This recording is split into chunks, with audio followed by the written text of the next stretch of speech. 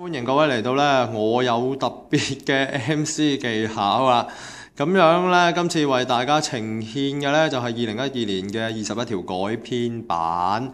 咁啊，如果你係做開 past paper，又或者咁講，你撳得入嚟睇呢，你都應該係做開 past paper 嗰啲人嚟㗎啦。咁你做開 past paper 呢，你一望就知呢條係咩嚟嘅。又跟住你話又早咁樣。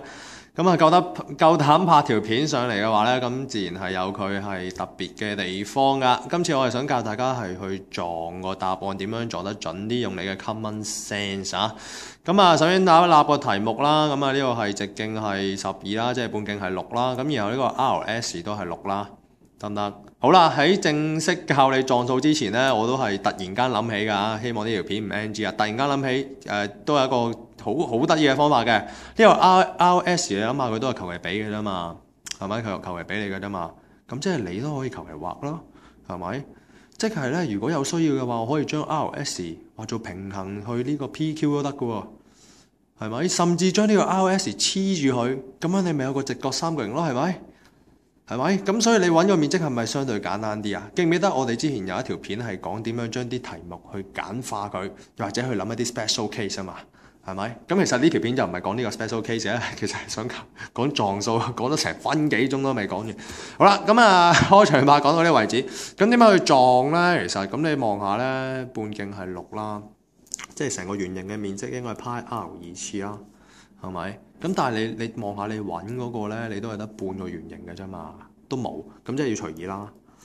即係半個圓形嘅話，應該係18派啦。好啦，計咗18派之後，你望一望答案咧，你望一望呢一堆答案，佢唔係18派嚟嘅喎，佢係12派嚟嘅喎。咁你諗下咧，佢本身個半圓18派，你12派你已經係少咗1/3嘅啦喎，係咪？咁你望下個圖，即係話就話唔啱比例啫，但係唔會咁過分噶嘛，係咪？咁你會唔會仲係12派減某啲嘢咧？係咪？即係 A 同 C 肯定唔係啦，其實係咪？又或者假設啦，即係題目俾你嘅答案可能係18派加啲嘢減某啲嘢嘅，即係例如佢唔係12派係18派，咁你半圓都18派，你呢度肯定細過半圓啦，點會18派加啊？係咪？咁你咪即刻知道有啲答案其實係錯嘅咯，係咪？咁我當你真係唔識計呢條數啦，咁你起碼用個 common sense 估到，喂，你12派減太細啦，12派減太細啦。咁如果你再強啲，你再勁啲，嗱你當咯，嗱派係3.14，我頹啲，我當佢3啦。咁如果係咁，不如我呢一個9啦，咁我咪可以當佢係3個派咯。其實大咗3個派啦，求其啦，3定3啊嘛，係咪？當個派係等於3啊嘛，咁即係其實都係得15個派啫喎，係咪？咁15個派，你望下呢忽咁細忽咧，都好似唔係15派咯，係咪？即係我都好似唔係好夠皮咁啊！你呢度咁細忽，係嘛？咁所以如果俾我撞咧，我會撞個答案係 D 咯，係咪？同埋都好合理㗎，因為咧，即係如果你再醒啲咧，其實你知你係要加呢條線啦，咁會有60度啊嘛，60度咁即係會同啲 trick 好有關嘅嘢啦。咁其實出筋好衫係一件好合理，亦都係好合邏輯嘅事嘅。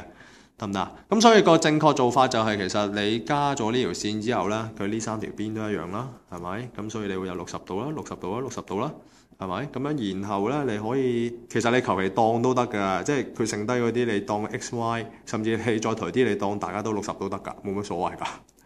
你諗下有冇所謂？佢都求其畫㗎啫嘛，係咪？